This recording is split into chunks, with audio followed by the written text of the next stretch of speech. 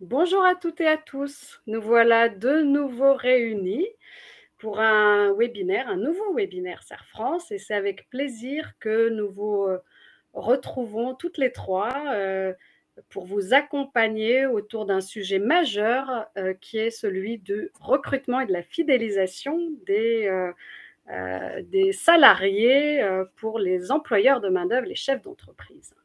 Nous serons donc toutes les trois réunies avec vous pendant 1 heure pour dérouler ce sujet. Donc en compagnie de Nathalie Bonduel, directrice du pôle social employeur Serre France Poitou-Charentes et référente au Conseil national. Bonjour Nathalie. Bonjour à toutes et à tous. Et Christelle Dupin-Rapin, responsable juridique du service social du Serre France Midi-Méditerranée, référente au Conseil national. Bonjour Christelle. Bonjour Rachida et bonjour à toutes et à tous.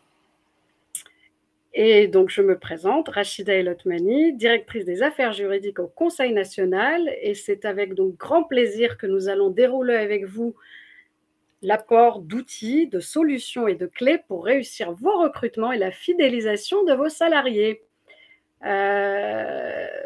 Pour commencer, un petit élément de contexte qui nous paraissait important de partager avec vous. La dernière enquête BMO de Pôle emploi sur l'année 2022 a donné un certain nombre d'éléments et de contextes qui nous paraissent utiles, nécessaires et qui peuvent vous expliquer pourquoi, du côté de Serre France, nous avons considéré que ce webinaire était important, majeur à ce stade. On constate dans le cadre de cette enquête que plus de 3 millions de projets de recrutement sont attendus cette année, soit 12% de plus que l'année dernière. C'est une bonne nouvelle, et une bonne nouvelle n'arrivant jamais seule. Il se trouve que 71% de ces projets d'embauche sont des projets d'emploi durable type CDI et CDD, et que cette dynamique provient majoritairement, et ça c'est très important à noter, des entreprises de moins de 50 salariés. Donc vous voyez un marché de l'emploi qui est en tension plutôt positive, en tout cas sur les publications d'offres et le nombre d'offres d'emploi qui n'a jamais été aussi élevé, puisque on est parfois jusqu'à plus d'1 million de publications sur certains jours. Vous voyez, donc on est sur un contexte assez inédit depuis quelques années. Et pour autant, on constate que le recrutement n'a jamais été aussi compliqué, difficile, pas forcément aisé à mener, et que ce paradoxe nourrit nécessairement un certain nombre de questions auxquelles Serre France va vous répondre. Alors Serre France, justement, qu'est-ce que c'est Serre France? Serre France, c'est le premier réseau associatif d'expertise comptable et de gestion qui accompagne plus de 320 000 clients. Et fort de cette assise et de la confiance donnée par les chefs d'entreprise, Serre France, nous sommes acteurs majeurs de l'accompagnement social, de la gestion de la paye, au conseil juridique social, en passant par la RH. Quelques chiffres pour illustrer ce propos. Serre France est un réseau mutualiste de 57 Serre France, maillé sur l'ensemble du territoire national, avec 24 OGA et plus de, je vous le disais, 320 000 clients adhérents, principalement des TPE et quelques PME, plus de 700 agences sur l'ensemble du territoire et plus de 13 700 collaborateurs à votre service. Voilà pour la présentation de Serre France.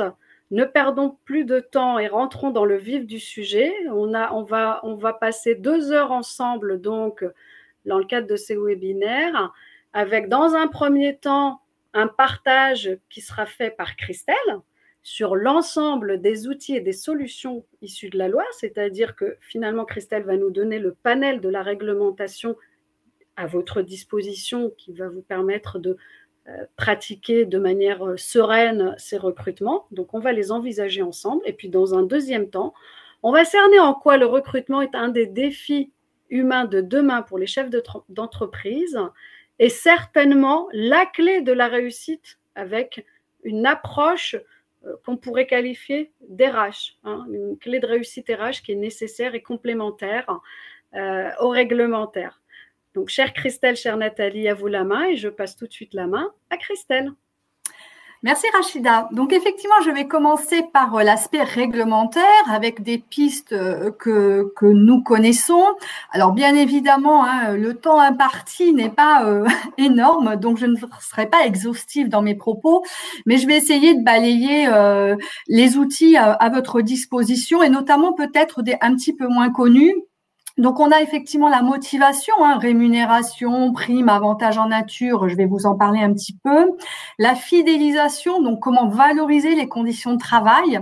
Et puis, le recrutement, qui sera davantage évoqué par Nathalie sur cet aspect, effectivement, RH, comment intégrer, former vos collaborateurs. Donc, pénurie de main-d'œuvre, la première chose à laquelle on pense, c'est les salaires. Bien évidemment, les candidats à l'embauche, dans un premier temps, ont la volonté d'avoir un salaire adéquate. Alors, on a tous la référence au SMIC. Certaines conventions collectives ont déjà négocié des grilles de salaire un peu au-delà du SMIC. C'est le cas. Alors, je vous ai mis l'exemple de la grille des hôtels, cafés, restaurants qui est intervenue en décembre dernier. Vous voyez, en mettant le plus bas échelon, le niveau 1, échelon 1, à 11,01. Donc, quand cette grille est sortie en décembre, nous avions un SMIC à 10,48, ce qui faisait environ 50 centimes de plus que le minimum national. Bon, il s'avère que compte tenu de l'inflation qui ne vous aura pas échappé, que le SMIC a augmenté, déjà 2 fois l'année dernière, en janvier cette année, avec une hausse à 10,85 de l'heure. Il est fort possible que nous ayons une autre augmentation du SMIC courant 2022, donc de ce fait, même si l'ambition première de cette grille conventionnelle pris à titre d'exemple, on voit qu'on rattrape le SMIC et que les 50 centimes de départ, là, se ramènent plutôt à 10-15 centimes, donc ça amoindrit un peu. Donc certes, il y a l'augmentation des salaires qui vous sont demandés par vos collaborateurs. Alors, c'est un peu un cercle vicieux parce que si vous augmentez vos salaires, vos charges vont augmenter. Et si votre chiffre d'affaires derrière n'augmente pas, ça va pas matcher non plus. Donc l'idée, c'est d'aller chercher autre chose que la prime ou les accessoires aux rémunérations qui sont soumises à cotisation. Donc on a des moyens qui nous sont permis par la loi pour améliorer le salaire. Donc on va en évoquer quelques-uns ce matin. Alors notamment le chèque cadeau. Le chèque cadeau, c'est une possibilité que vous avez en tant que chef d'entreprise pour donner de l'argent à vos salariés. Alors, on a des limites qui sont fixées par la loi, qui sont notamment de 5% du plafond de sécurité sociale. Donc, on est à 171 € par an et par événement. Les événements sont listés par le Code du travail. Donc, vous avez la naissance, le mariage, la retraite, la fête des mères et des pères, la Sainte-Catherine et Saint-Nicolas. Vous voyez quand même que cet article date un peu, mais en tout cas, ce sont des fêtes sur lesquelles vous pouvez donner des chèques cadeaux à vos salariés âgés, donc respectivement de 25 ans et 30 ans. Le Noël, pour les salariés et les enfants jusqu'à 16 ans révolus dans l'année civile. Vous voyez là, on a une subtilité, c'est pas l'événement, mais on joue aussi par rapport au nombre d'enfants. Et la rentrée scolaire. Voilà. Donc les événements sont listés, ce sont ceux-ci, pas d'autres.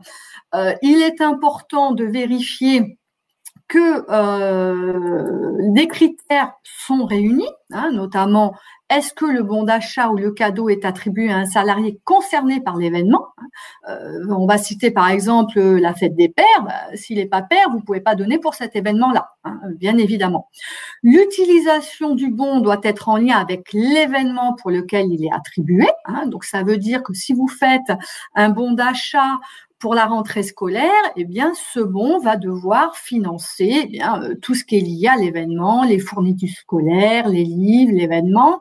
Vous voyez que ça peut rester large et c'est des choses sur lesquelles on n'a pas forcément l'idée d'aller, mais en septembre, vous pouvez tout à fait donner 171 € à votre salarié pour pouvoir appréhender la rentrée scolaire de ses enfants et ces avantages ne sont pas soumis à cotisation sociale, ni patronale ni salariale, et ne sont pas soumis à l'impôt sur le revenu pour le salarié. Donc on est bien dans ce qu'on appelle les rémunérations périphériques nettes de charge.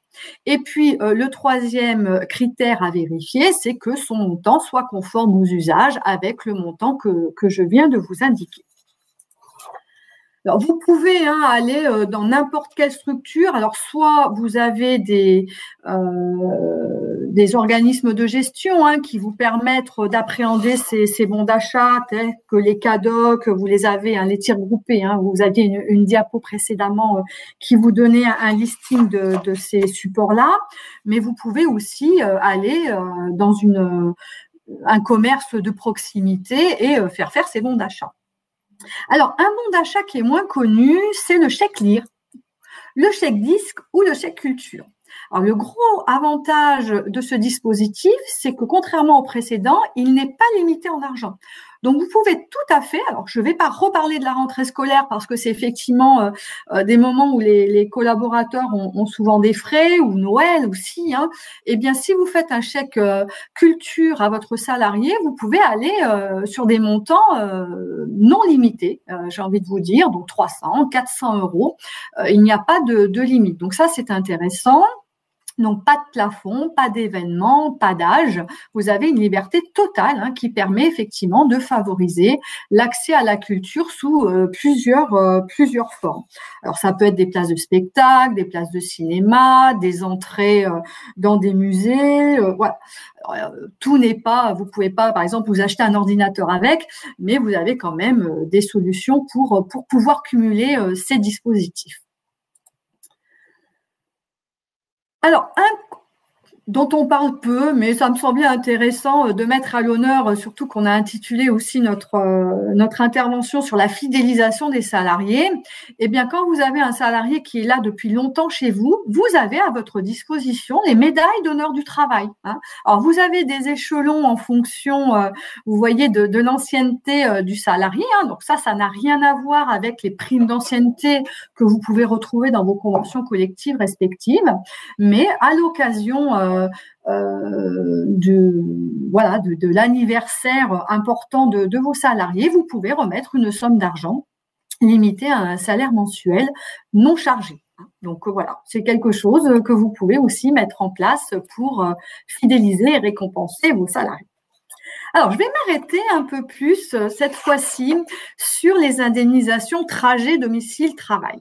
Pourquoi? Parce qu'on a aujourd'hui, nous sommes beaucoup sollicités par des employeurs qui doivent embaucher et les salariés ont des contraintes. Vous voyez, j'ai mis le prix de l'essence. Alors, je suis même plus sûre d'être à jour par rapport à aujourd'hui parce que ça évolue beaucoup. Mais les salariés disent, oui, moi, je veux bien venir travailler, mais bon, ça me coûte quand même très cher. Est-ce que vous pouvez prendre en charge mon essence? Et on est tous les jours quasiment confrontés à cette problématique. Donc, il me paraissait intéressant de refaire un point, justement, sur les indemnisations qui existent sur ces trajets domicile-travail. Et vous verrez qu'il y a quand même un certain nombre d'éléments que vous pouvez mettre en œuvre par rapport à ces demandes-là. Alors, la première, elle est obligatoire, elle est connue, elle est assez ancienne, c'est la prise en charge des frais de transport publics. Donc, sachez que si votre salarié utilise les transports en commun, que ce soit le métro, le bus, le train, voire même une location de vélo, en tant qu'employeur, vous avez l'obligation de prendre en charge 50% du prix de l'abonnement. Ça fait quelques années déjà que ça existe. Donc, c'est 50% du prix de l'abonnement hebdomadaire, mensuel ou annuel. Ça ne concerne pas les tickets individuels. Cette prise en charge doit être mentionnée sur le bulletin de paie. Et elle concerne l'ensemble des salariés qui prennent les transports en commun. Si on veut aller un petit peu plus loin, et là on va rentrer dans des dispositifs facultatifs, vous avez la prime transport. Alors ça aussi, c'est pas nouveau, ça évolue un petit peu. L'idée ici, c'est de financer en fait les frais de carburant de vos salariés qui utilisent leur véhicule personnel pour se rendre sur leur lieu de travail. Alors, contrairement à mon exposé précédent, c'est une mise en place collective. Ça veut dire que quand vous allez le mettre en place dans votre entreprise, ça doit concerner l'ensemble des salariés. Soit vous le mettez en place par accord d'entreprise, soit vous rédigez ce qu'on appelle une DIE, une décision unilatérale de l'employeur. Vous pouvez donner jusqu'à 200 € par an et par salarié exonérés de charges, à la fois patronales et salariales. Là aussi, les 200 € que vous allez verser à votre salarié ne seront pas soumises au prélèvement à la source. La résidence ou le lieu de travail doit être situé en dehors de la région Île-de-France, puisqu'on a des dispositifs, notamment pour les transports en commun sur ces régions-là. Et l'utilisation du véhicule personnel est rendue indispensable par des conditions d'horaire de travail particuliers, ne permettant pas d'emprunter un mode de collectif de transport. Alors, ce qui effectivement est souvent le cas hors grande agglomération. Les transports en commun ne sont pas toujours en adéquation avec les modalités de travail des salariés. Et c'est quelque chose que vous pouvez mettre en place très facilement. Donc, vous voyez, 200 € par an et par salarié pour ces frais de carburant. Quand on est sur des véhicules électriques, vous pouvez monter jusqu'à 500 € par an. Donc, c'est pas négligeable non plus.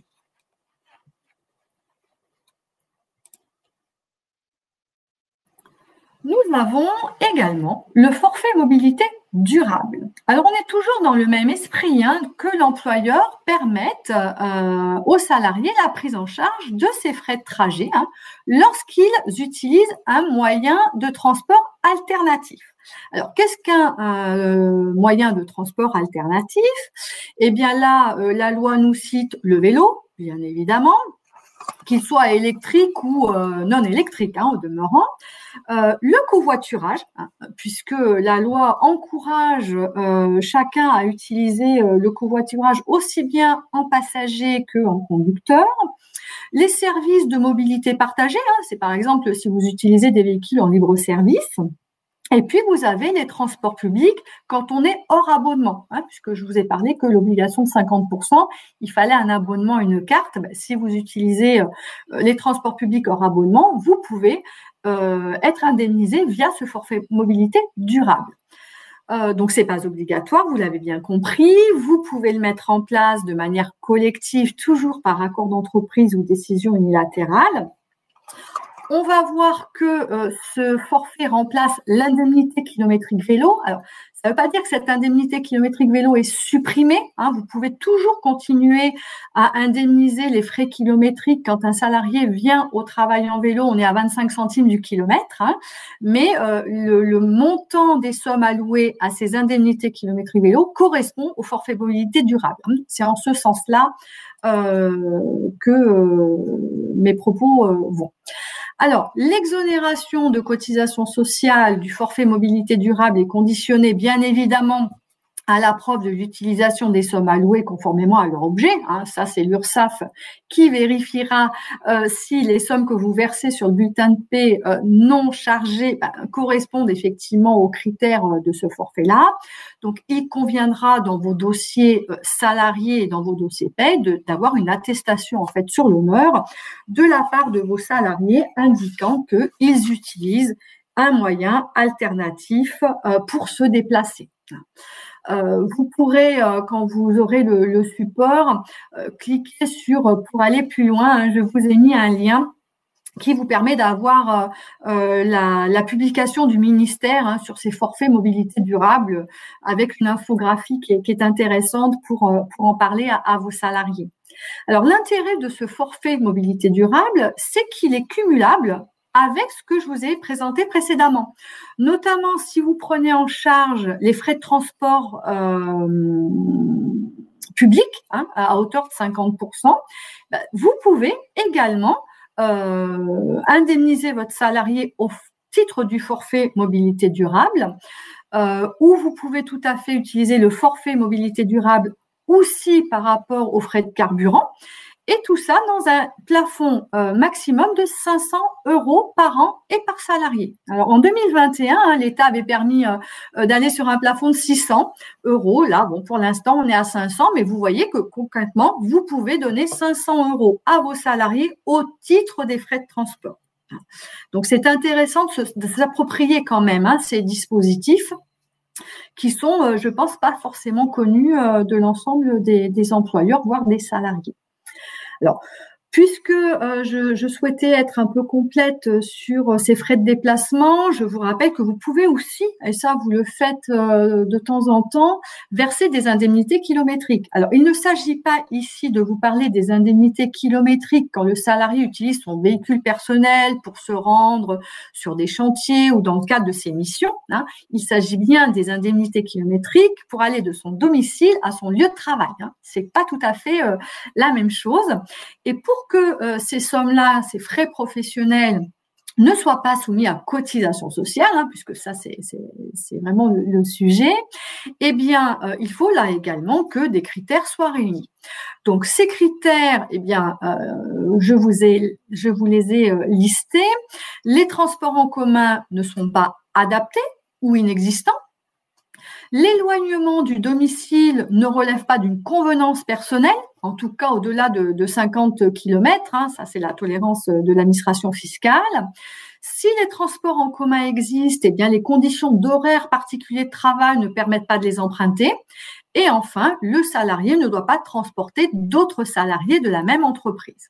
Donc, si vous répondez à ces critères, eh bien, vous pourrez utiliser le barème kilométrique issu de l'administration fiscale. Hein. Donc, vous avez le barème en fonction de la puissance fiscale du véhicule, du nombre de kilomètres parcourus par année, et puis vous avez effectivement, eh bien, votre salarié parcourt 1000 km, il a une 5 chevaux, eh bien, c'est 60 centimes et vous faites votre petit calcul et vous l'indiquez sur le bulletin de paie. Voilà.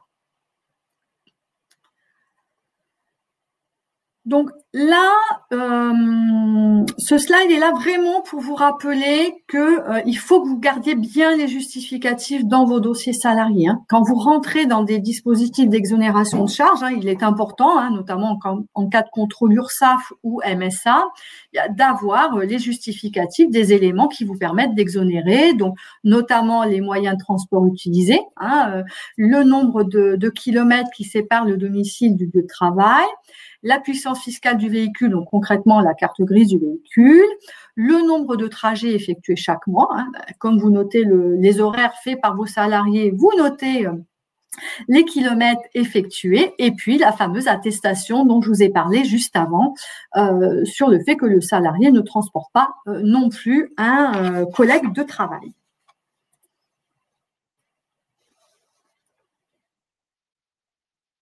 De la même manière, le cumul du forfait mobilité durable avec l'indemnité kilométrique, alors n'est possible, hein, mais que dans la limite des frais réellement engagés par le salarié pour effectuer ses trajets entre sa résidence habituelle et son lieu de travail. Voilà. Donc, vous voyez, il y a quand même un certain nombre d'éléments qui vous permettent d'aller sur de la rémunération supplémentaire à vos salariés et qui peuvent vous donner des arguments pour vous différencier de la concurrence. Alors, je voulais finir mes propos réglementaires sur les conditions de travail. On a parlé de la rémunération. Aujourd'hui, les salariés sont demandeurs d'avoir des conditions de travail qui leur correspondent. Alors, qu'est-ce qu'on a derrière ça ? Eh bien, on a notamment le poste de travail. Il ne faut pas négliger d'avoir du bon matériel. Est-ce que le salarié va travailler dans un bureau plutôt fermé ou en open space ? Est-ce qu'il y a des endroits de convivialité ? Est-ce que vous avez un lieu de restauration sur place ou à proximité ? Vous pouvez aussi mener une réflexion sur l'adaptabilité des horaires ou je dirais plus largement l'organisation du temps de travail. Donc l'organisation du temps de travail, c'est quoi ? C'est peut-être faire les 35 heures par semaine sur 4 jours et non pas 5. Vous permettez aux salariés effectivement d'économiser un aller-retour de transport. Vous pouvez aussi faire des roulements, éviter les coupures. Je vous parlais de la restauration en préambule, mais aujourd'hui, et on sait que ces métiers ont des difficultés à recruter, eh bien effectivement, le fait de faire travailler les salariés en continu peut être une solution et un atout pour pouvoir recruter des salariés. Dans le bâtiment, vous pouvez aussi avoir des organisations du travail qui font que, voilà, vous faites, alors c'est des choses que vous faites déjà, hein, faire travailler plutôt le matin quand il fait chaud, faire moins de coupures, faire des roulements, donner des RTT, les nouvelles technologies, l'équilibre vie privée, vie professionnelle, le télétravail aujourd'hui est beaucoup demandé. Donc, c'est des choses sur lesquelles vous pouvez travailler. N'ayez pas peur aussi d'aller au-delà sur bien évoquer le bien-être au travail. Hein, ça peut être, j'offre une séance de sport, une séance de bien-être, voilà, du yoga, de la détente. Hein, ça fait partie de ces éléments supplémentaires sur lesquels il faut aller. Et n'hésitez pas à associer les salariés dans cette démarche. Ça, c'est important. Hein. Il ne faut pas que ce soit que descendant. Hein. Il faut aussi avoir le ressenti de vos salariés, à la fois ceux que vous allez recruter, mais aussi ceux que vous avez sur place. Et il est important, voilà, que chacun soit acteur de ses conditions de travail, de la valorisation du travail, et puis voilà, pour fidéliser et garder vos salariés. Et justement, là, c'est la posture RH qu'il vous convient d'adopter. Et je vais laisser de ce fait la main à Nathalie pour pouvoir aborder ce sujet avec vous. Très bien, merci Christelle. Alors, beaucoup de questions, Christelle, hein, concernant la partie réglementaire dans le chat, donc je te laisse les découvrir. Bien entendu, on va essayer d'y répondre au maximum hein, en fin de séance. Donc, Christelle, je te laisse les découvrir. Alors maintenant, on va passer à plus la partie effectivement RH, comme le disait Christelle. Comment recruter dans un contexte de pénurie de main-d'œuvre? C'est, à mon sens, à notre sens, à Serre France, les défis humains de demain. Alors, d'abord, je voulais commencer mon propos parce que vous nous exprimez. Alors, dans la salle, vous êtes nombreux aujourd'hui hein, à suivre ce webinaire. Vous nous parlez de pénurie. De problèmes bien sûr de recrutement et autour de ça, qu'est-ce qu'on met derrière ça? On met la pénurie de profils qualifiés. Vous avez du mal à trouver des profils qualifiés. Vous avez effectivement une demande, Rachida, c'était le propos d'introduction par Rachida tout à l'heure, une demande de recrutement des entreprises qui est de plus en plus importante. Vous avez vu les statistiques. Il y a également un manque de mobilité géographique. C'est quelque chose que l'on constate beaucoup à Serre France. Les salariés ne sont pas forcément très mobiles aujourd'hui. Lorsqu'ils sont bien implantés dans un territoire, changer de territoire, ça devient compliqué, alors que c'était vraiment, il y a 20 ans, monnaie courante. Hein, on changeait de territoire et on allait, c'était le travail qui appelait l'habitation, en fait. On a une pénurie aussi de candidats dans des filières techniques et manuelles, hein, donc beaucoup plus spécialisées. Et puis, on a une inadéquation parfois, entre la formation des candidats et le besoin que vous avez, vous, de profil de candidats, donc le besoin des entreprises. Donc, ce que vous nous dites, tout ça, ça tourne autour des problèmes de fidélisation, des problèmes de motivation et la partie réglementaire peut vous aider aussi à motiver. Christelle vous en a parlé tout à l'heure et donc des problèmes de recrutement. Alors, on est dans un contexte, pour bien comprendre, avant d'aller vraiment sur la partie vraiment pure recrutement, pourquoi il y a ce contexte de recrutement? Il y a ce vivier de main-d'œuvre qui est réduit hein, sur les métiers qualifiés, notamment les cadres, les ingénieurs d'informatique, etc., hein, très qualifiés. On a un manque d'attractivité des métiers les moins qualifiés. Donc, je ne sais pas si dans la salle, vous êtes présents autour des activités de bâtiment, d'hôtellerie, restauration, là, c'est les métiers de la santé également. Il y a des métiers qui sont moins qualifiés, donc des grilles de rémunération qui ne sont pas très, très attractives. Hein.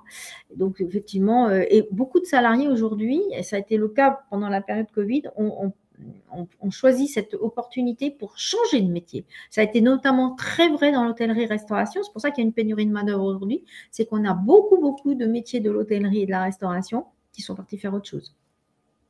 Un changement majeur dans une trentaine de métiers, c'est pas moi qui le dis, c'est la DARES, hein, c'est donc des études très très sérieuses donc, qui datent de 2021. Une trentaine de métiers sont impactés spécifiquement en France, un peu dans une moindre mesure, si on regarde un peu ce qui se passe chez nos voisins en Espagne et en Italie. C'est beaucoup moins vrai d'ailleurs au Royaume-Uni et en Allemagne, vous voyez. Donc, et ce changement, ça traite effectivement, ça a trait aux conditions de travail et à la revalorisation des salaires.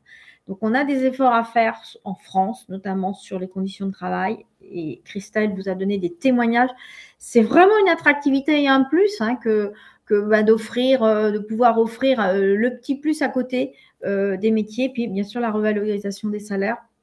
Vos syndicats professionnels y sont attachés, mais ça en fait partie également pour avoir des métiers attractifs et trouver des bons profils. On a des revenus de remplacement qui sont trop peu incitatifs à la reprise d'emploi, tout ce qui est minima sociaux, chômage. Voilà. Il y a des contraintes géographiques aussi. Je vous en ai parlé. Des compétences aussi qui sont limitées, notamment aux métiers qui recrutent. Pas toujours les compétences attendues. Il y a un turnover parfois élevé aussi avec un renouvellement de main-d'œuvre ou démographique, parce que vous vous trouvez effectivement en concurrence entre vous sur les mêmes métiers. Donc, c'est celui qui va choper le meilleur profil tout de suite qui va pouvoir le recruter parce que vous allez recruter les mêmes demandeurs d'emploi et donc forcément, ça va créer des tensions. Puis, alors, l'après-Covid a été quand même un constat qu'on a fait nous, c'est qu'on a réouvert des pans entiers de l'économie et donc on s'est remis tous sur des profils. Voilà, alors, pour entrer dans le vif du sujet, moi, je voulais vous parler un petit peu comment on s'y prend. Si on veut faire un recrutement, je dirais un peu performant, un peu plus performant peut-être que son voisin ou que son concurrent. Il y a des étapes incontournables qu'il faut suivre et qu'il ne faut surtout pas louper. Alors, je vous les ai citées ici, vous en avez 7, on pourrait décortiquer encore plus profondément. Mais avant toute chose, c'est déterminer avec précision le besoin que vous avez en recrutement. Quand je réalise des prestations de recrutement auprès de nos clients à Serre France, souvent ce besoin en recrutement n'est pas toujours bien défini. Est-ce que c'est vraiment un recrutement externe que vous avez besoin ? Est-ce que l'autre jour, j'étais avec un de nos clients, mais finalement, en réorganisant le travail au sein de son entreprise, il n'avait pas forcément besoin d'une personne extérieure, mais il avait besoin d'une réorganisation interne. Alors ça, c'est quand même important. Parce qu'un recrutement, ça coûte cher. Une fidélisation aussi, mais un recrutement, ça coûte cher. C'est pour ça qu'il faut fidéliser derrière. On en parlera tout à l'heure. S'assurer aussi de votre faisabilité économique. On est là à Serre France, vous avez des conseillers de gestion qui sont attachés à vos dossiers en plus de vos comptables. Et puis vos juristes aussi en droit social savent le faire. Estimer le coût de votre embauche. Vous avez des aides à l'embauche, il faut optimiser tout ça, mais estimer le coût de l'embauche pour s'assurer que vous pouvez effectivement honorer économiquement dans votre entreprise cette embauche. Puis bien sûr, vous n'hésitez pas avoir recours à votre conseiller Serre France. On est là pour ça. On a des conseillers très spécialisés sur la partie économie qui seront en mesure de vous aider à faire ces calculs-là. Une fois que vous avez déterminé avec précision votre besoin de recrutement, vous êtes sûr qu'il vous faut quelqu'un en plus ou voire plusieurs postes, eh bien, vous allez définir les compétences attendues sur le poste. Ça aussi, c'est une étape qui est souvent sautée. L'attendu du poste, c'est tout simplement écrire une fiche de poste. Qu'est-ce que j'ai besoin? Qu'est-ce que je vais faire? Quelles sont les missions? Quelles sont les tâches que je vais avoir besoin et qui vont être identifiées dans l'entreprise pour pouvoir recruter le profil donc attendu. Il faut aller jusqu'à la classification et la rémunération quand on fait une fiche de poste. Voilà. Donc, il ne faut pas la sauter, cette étape. Elle est importante et souvent, elle est mal définie. Et quand j'arrive sur une mission de recrutement, là, je trouve des points. Alors, c'est mon rôle aussi, c'est notre rôle à Serre France de vous aider à réaliser cette fiche de poste. Ça, c'est quelque chose qu'on sait faire depuis plus de 30 ans. Donc, il n'y a pas de souci là-dessus. Et puis, vos conventions collectives vous aident également à définir, parce qu'on a des choses dans la partie réglementaire et conventionnelle, surtout conventionnelle, qui vont vous aider à définir ces profils de poste. Donc, on ne part pas de zéro, quoi. Ensuite, rédiger et diffuser l'annonce. Alors, diffuser l'annonce, ça, c'est pas très compliqué. Enfin, c'est pas très compliqué. Ça s'appelle le sourcing. Il faut quand même avoir une offre et puis ou une plateforme, savoir où on va cibler, quel site on va cibler, mais surtout, rédiger une annonce. Moi, j'ai j'ai pas mal de clients qui diffusent une annonce et puis qui me disent, écoutez, Madame Bonduelle, venez donc nous aider à faire les entretiens parce qu'on n'est pas forcément très pro dans le questionnement, etc. Et puis, je m'aperçois que l'annonce, c'est pas du tout le profil qu'il faut, quoi.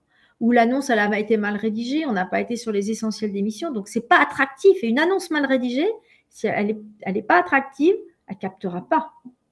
Elle captera pas les bons profils. Donc, c'est vrai que si vous avez, c'est important tout ce qu'on met autour de la marque employeur. Lorsque vous diffusez une annonce, il faut mettre en valeur et en entreprise.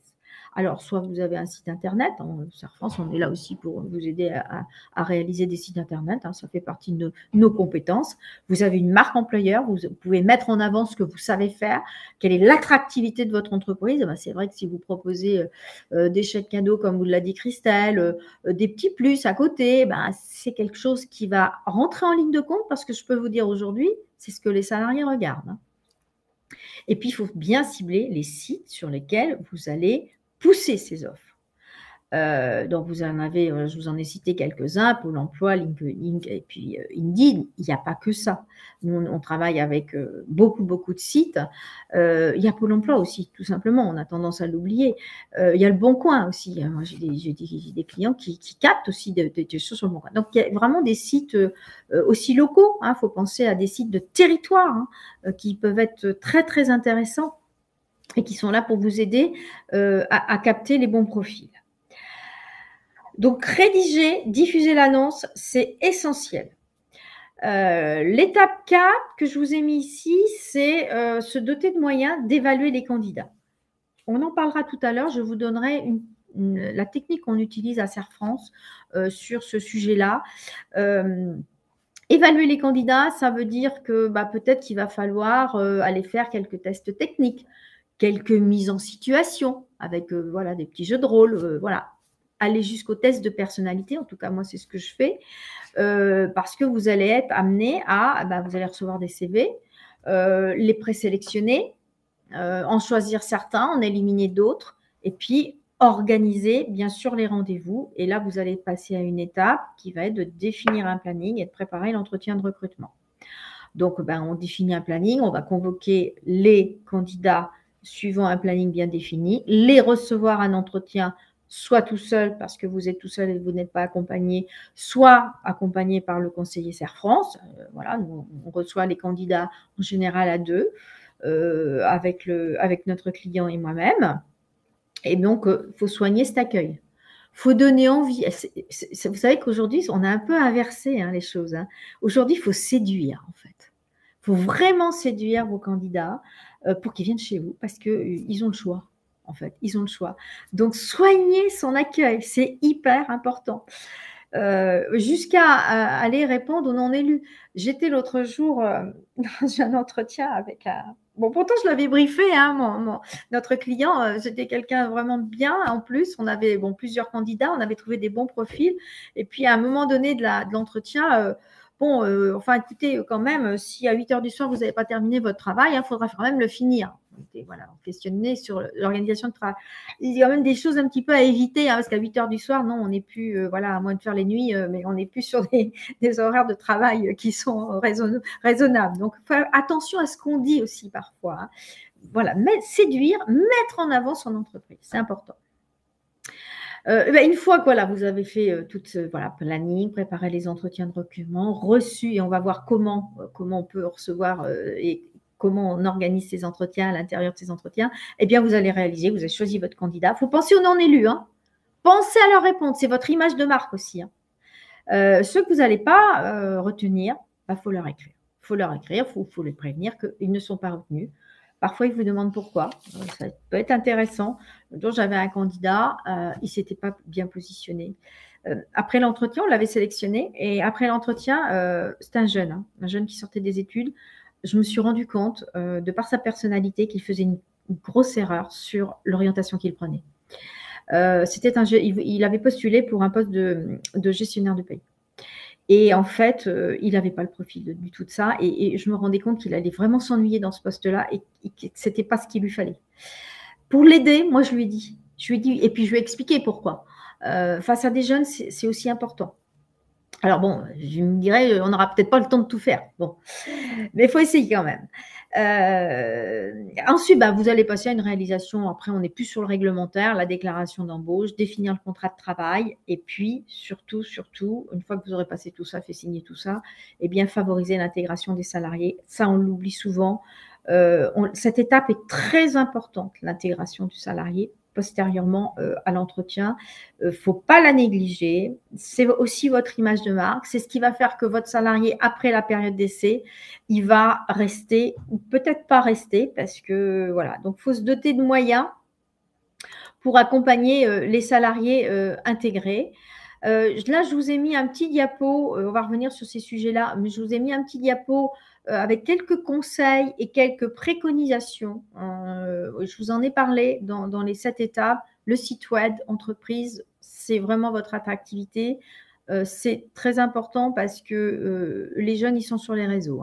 Le terrain de chasse de vos candidats, c'est les réseaux sociaux. Les candidats, ils sont tous sur les réseaux sociaux, quels qu'ils soient.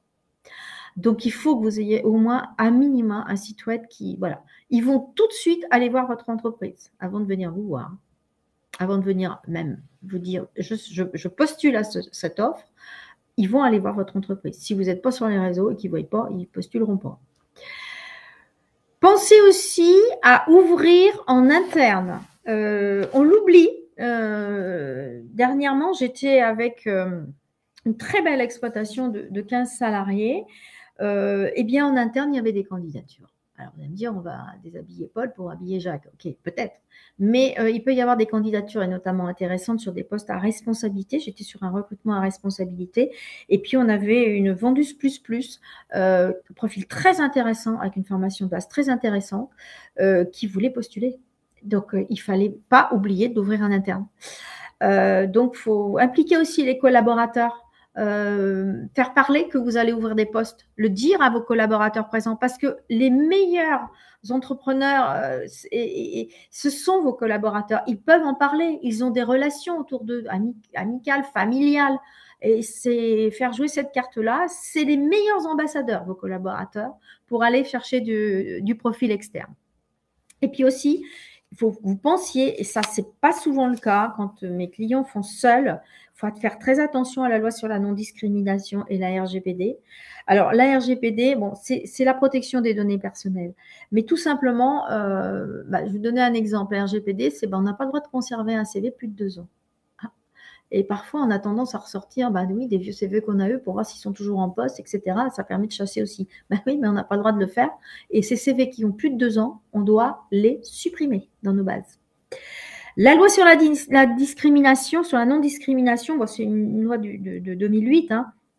Mais effectivement, elle est punie si on ne la respecte pas de 3 ans de prison et de 45 000 € d'amende. Donc, il faut faire un petit peu attention. Donc, il y a des motifs de discrimination à l'embauche autour, par exemple, le sexe, l'origine, les opinions politiques, les opinions religieuses, etc. Donc, il faut les intégrer aussi dans ces recrutements. À Acer France, on utilise un outil qui est très largement répandu. Il y en a plusieurs, mais à Acer France, on utilise un outil indispensable qui est le test de personnalité. Je vous en ai parlé donc dans les étapes où je vous ai dit, vous pouvez faire des tests techniques. Ça, en général, vous êtes de très, très bons techniciens, donc vous savez poser les bonnes questions. Vous pouvez les mettre en situation. Qu'est-ce que vous feriez dans cette situation? Voilà, j'ai un client qui n'est pas content, qui prononce une objection et une forte réclamation. Comment vous gérez cette réclamation et ce conflit? Voilà, donc ça, c'est une mise en situation que vous savez assez faire. Les tests de personnalité, c'est un petit peu plus compliqué et c'est surtout très encadré parce que souvent, il faut être certifié. Donc, à Acer France, on utilise la méthode que je vais vous décrire très rapidement, qui s'appelle la méthode OPR, optimisation du potentiel relationnel, et qui permet, nous, d'accompagner tous nos clients, qu'ils soient donc dirigeants, employeurs, avec beaucoup de salariés, puisqu'on traite du plus de 10, du plus de 20, du plus de 50, ou primo-employeur, parce que dans la salle, vous êtes peut-être, vous n'êtes pas encore lancé dans le monde de l'employeur, et puis vous envisagez de recruter un salarié, et ça sera votre premier salarié. C'est important de se faire accompagner dès le départ, parce que vous allez acquérir une bonne expérience, de bons réflexes. Donc, on va vous accompagner là-dessus. On va définir donc toutes ces étapes que je vous ai précisées en amont et on va vous accompagner sur ces étapes. Et on va définir avec vous les modalités de l'entretien et on va surtout vous accompagner à l'entretien.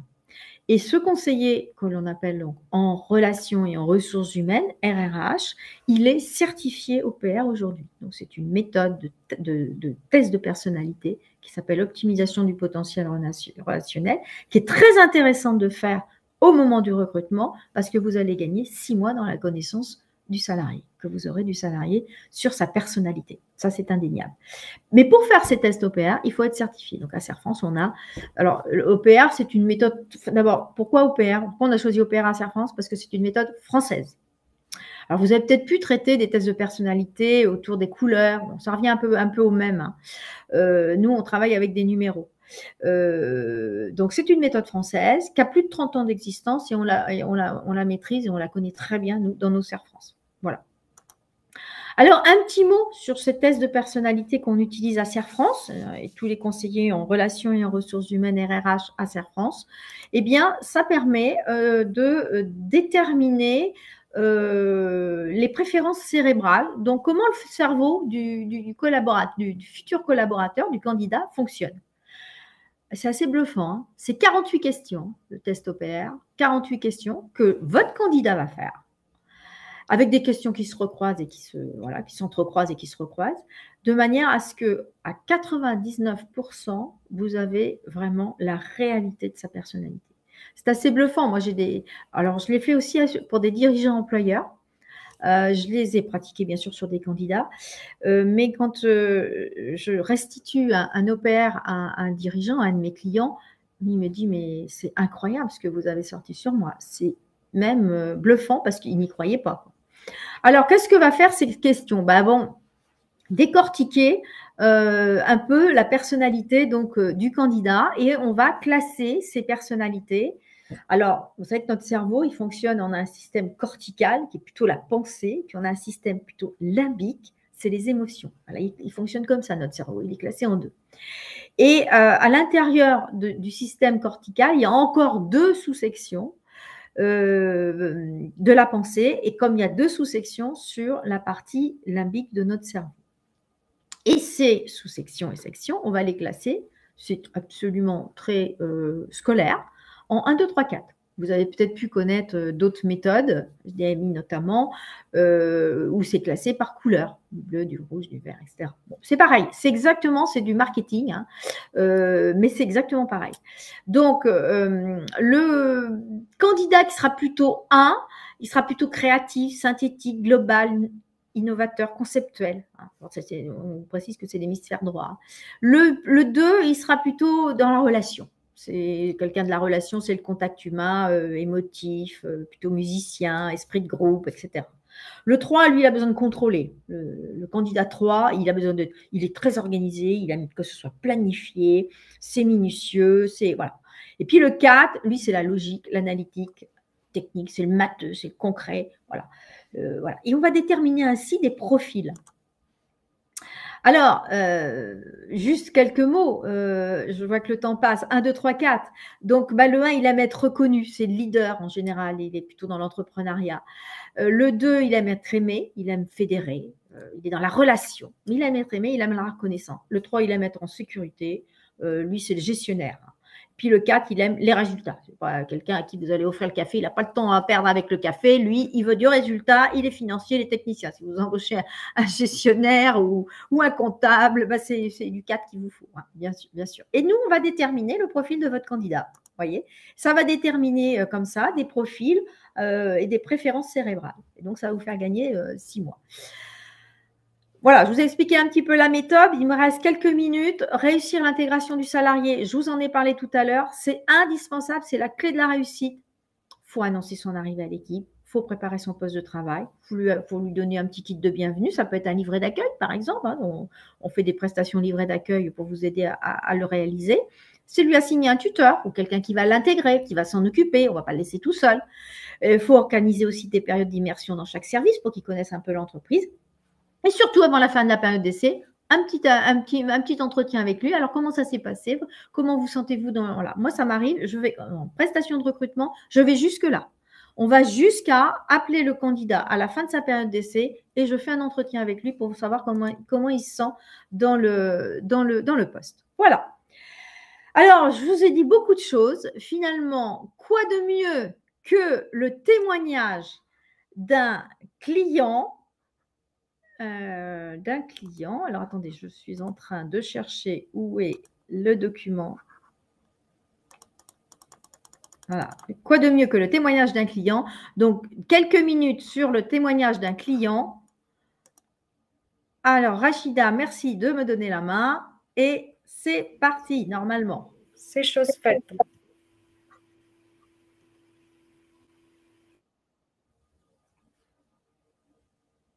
Alors, quelques minutes et c'est bon.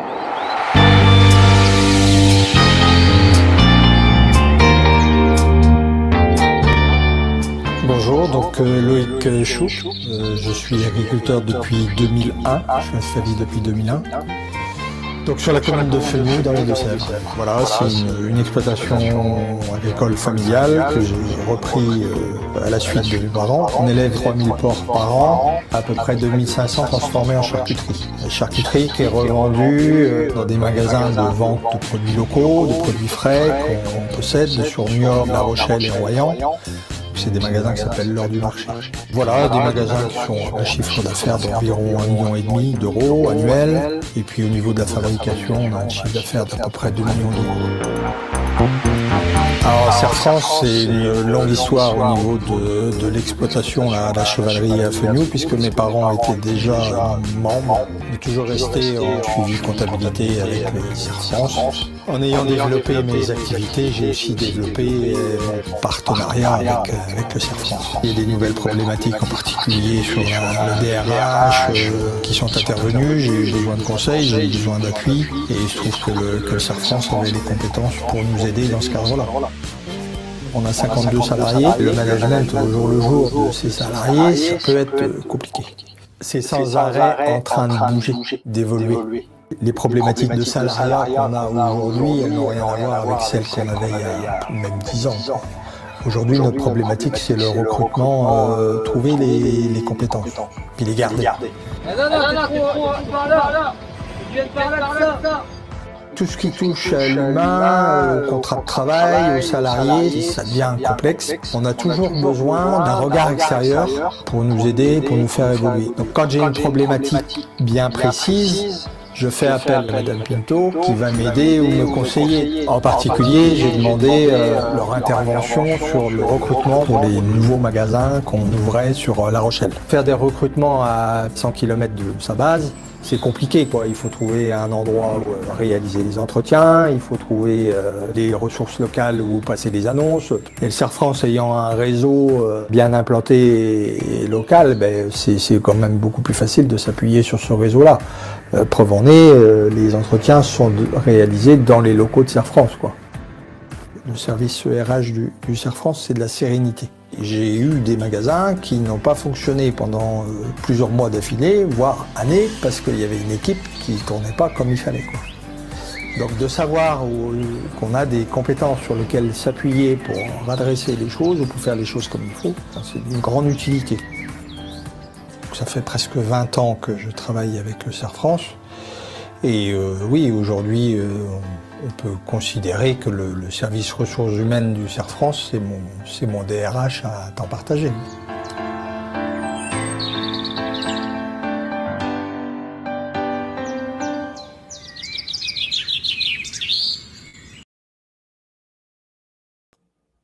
Voilà. Voilà le témoignage de Loïc Chouk. Il a fait le buzz sur les réseaux sociaux. Alors, on va passer aux questions parce que je crois qu'il doit y en avoir.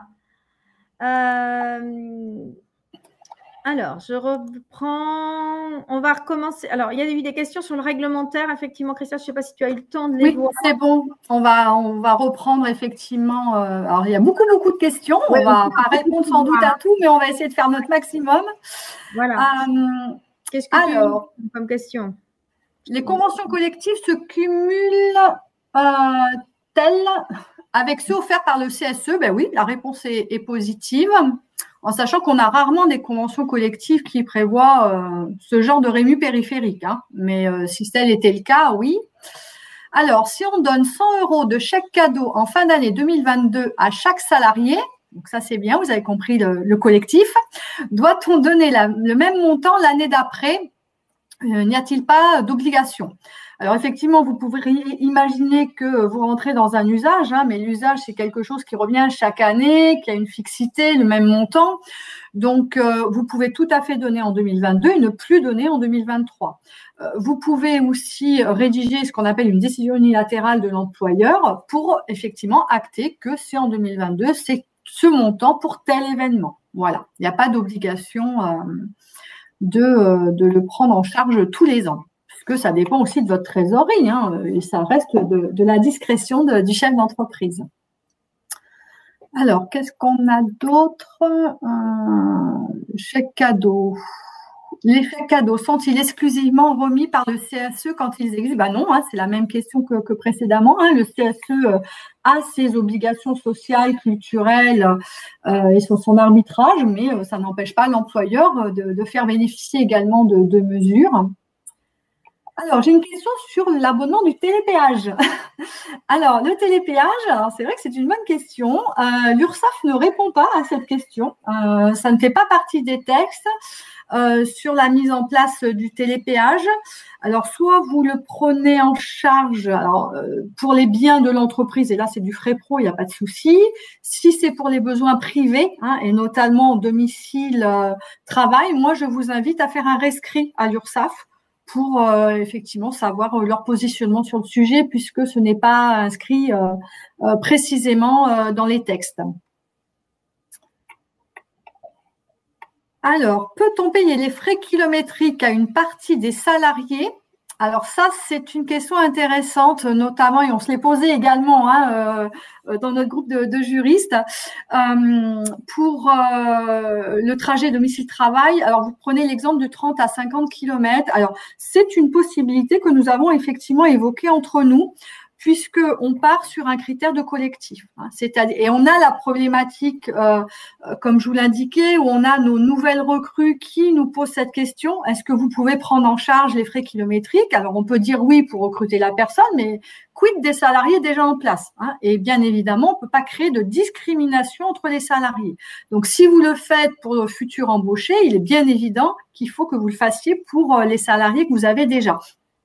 Alors, on pourrait imaginer que par le biais d'un accord d'entreprise ou d'une décision unilatérale, vous mettiez collectivement en place ce dispositif, mais effectivement pour les salariés dont le trajet dépasse les 30 km. Dans la mesure où vous restez sur du collectif, à mon sens, ça peut fonctionner. Les agences d'intérim, Christelle, il y avait une… Alors, oui. Le conseiller pour fidéliser, finalement. Alors, je dirais que vous soyez agence d'intérim ou employeur, vous restez employeur, hein, donc vous avez les mêmes dispositifs. Alors, la particularité, c'est que vous avez les dispositions de vos conventions collectives, vous, d'entreprise temporaire, plus les dispositions des entreprises d'accueil, hein. Et si dans l'entreprise d'accueil, il y a déjà des rémus périphériques, vous devez effectivement les donner à son salarié. Mais fidéliser, les intérimaires peuvent être en CDI déjà aujourd'hui, hein. C'est quelque chose qui est expérimental, on le voit encore peu, hein. Les agences d'intérim restent encore sur les contrats précaires de CDD qui, de surcroît, intéressent aussi certains salariés, hein. Mais voilà, déjà rentrer dans le CDI, et puis rien ne vous interdit, en tant qu'agence d'intérim, de faire des accords d'entreprise pour faire bénéficier vos intérimaires de mesures, hein. C'est pas du tout opposable, hein. Très bien. Alors, voilà pour le lot des questions. On n'a pas pu répondre forcément à tout, mais je vois l'heure qui tourne. Il nous reste 1 minute. En tout cas, vous aurez le diapo. Vous aurez ce webinaire encore à disposition. Je crois, Rachida, jusqu'à la fin de l'année, mais je vais te laisser le mot de la fin, Rachida. Merci en tout cas à vous toutes et à vous tous. Le son, Rachida. Oh, tu n'as pas mis ton micro, Rachida.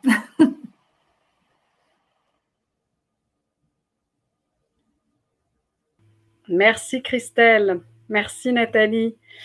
Merci pour toutes ces solutions Serre France pour nos employeurs de main-d'œuvre, qu'ils soient primo-employeurs ou employeurs connaissant déjà les ficelles, entre guillemets, du sujet, mais pour lesquels, comme vous le voyez, pour tous, hein, quel que soit leur statut, le panel réglementaire est large, le champ des possibles est très ouvert et Serre France est bien entendu en mesure de vous accompagner tant sur le volet réglementaire que sur le volet RH.